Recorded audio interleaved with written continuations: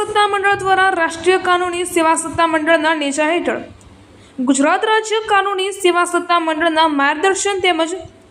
સુરતના મહેરબાન મુખ્ય જિલ્લા ન્યાયાધીશ અને જિલ્લા કાનૂની સેવા સત્તામંડળના અધ્યક્ષની અધ્યક્ષતામાં વર્ષ 2024ની તૃતીય રાષ્ટ્રીય લોક અદાલતનું આજરોજ આયોજન કરવામાં આવ્યું હતું। આ રાષ્ટ્રીય લોક અદાલતમાં સુરત શહેર તથા તાલુકા કોર્ટમાં ફોજદારી સમાધાન લાયક ગુનાના કેસો, નેગોશિયેબલ ઇન્સ્ટ્રુમેન્ટ એક્ટની કલમ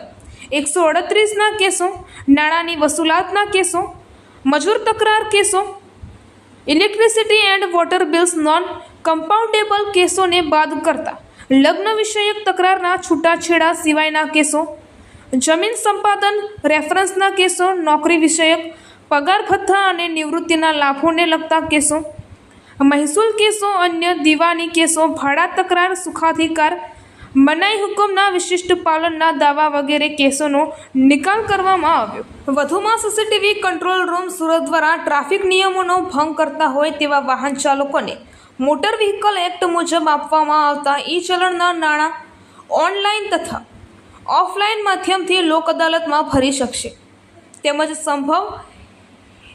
ઇનિશિયેટિવ તથા જિલ્લા કાનૂની સેવા સત્તામંડળ સાથે મળી રૂબરૂ તથા ટેલિફોનિક માધ્યમથી ઈ ચલણ ભરવા માટે લોકોને શિક્ષિત કરવામાં આવ્યો।